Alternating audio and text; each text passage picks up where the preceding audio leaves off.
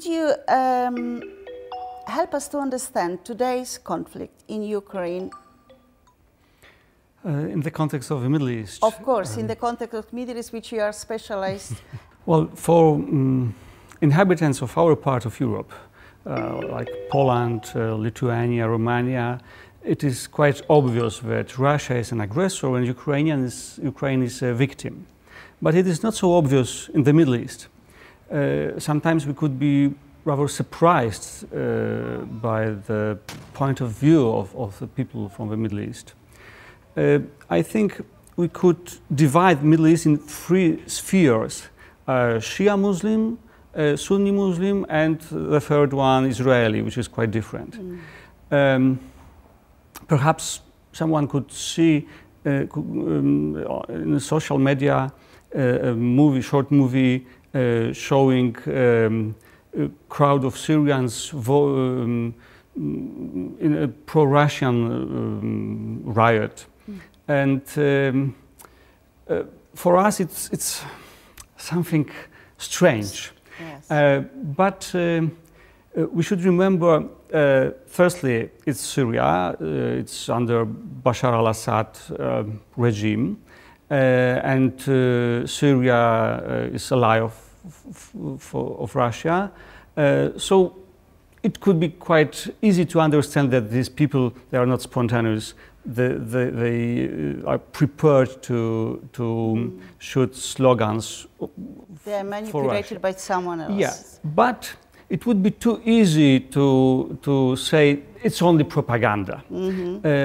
Because if we go to Iran or maybe to Iraq, we can meet quite similar attitudes.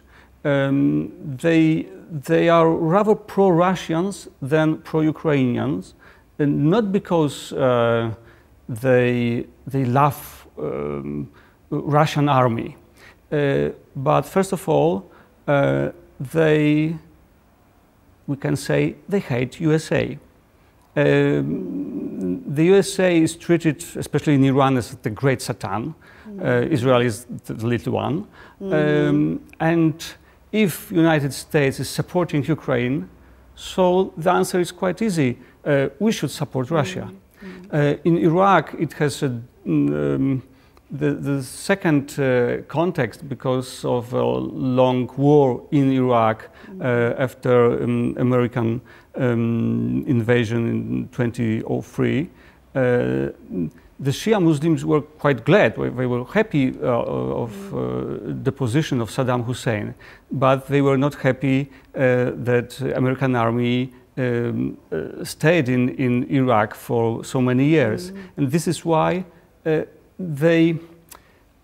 can be said, somewhere internally they support rather Russia, not Ukraine. A little bit different stories with Sunni part of the Middle East. Formally, the most of the Sunni countries, as Saudi Arabia or Turkey, they are allies of United States. So they should support Ukraine. But the common people in the Middle East, they treat the West as corrupted, unfaithful, and rather enemy than someone friend, to or collaborate. If friend, so false friend, yeah, yes. False ally. Okay. And first of all, they look at USA through the lens of friend of Israel, which is, of course, which is not treated as friend. Of all Middle East. Yeah. So again, the common people in the Saudi Arabia, for instance, they look at this conflict and they think, we don't like United States. We don't like Russia either. However, who is closer to us? And this is why... Don't you think the matter is also, where can we get more? Is it really...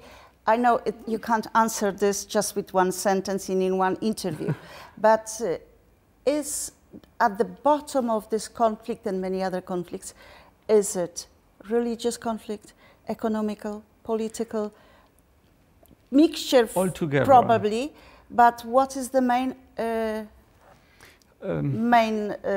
reason I think for the conflict? Mentality, first of all. Mentality. Yes.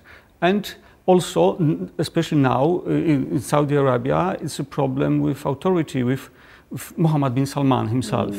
Because when Trump was a president, the relations between the United States and Saudi Arabia were perfect. Even the murdering of Jamal Khashoggi, it was not a problem. But it was used by Democrats in the United States, by Biden himself as a candidate, to attack Trump and also to attack Mohammed bin Salman, the crown prince of Saudi Arabia. He called him murderer, butcher. So now for Mohammed bin Salman, Biden is his personal enemy. And now United States is knocking to the doors of Saudi Arabia and saying, please pump more oil. Yeah, we need more oil because of Russia. And Mohammed bin Salman didn't answer the call of Biden. He talked with Putin, but not with Biden. So it's another story behind the scene. Yeah. Okay.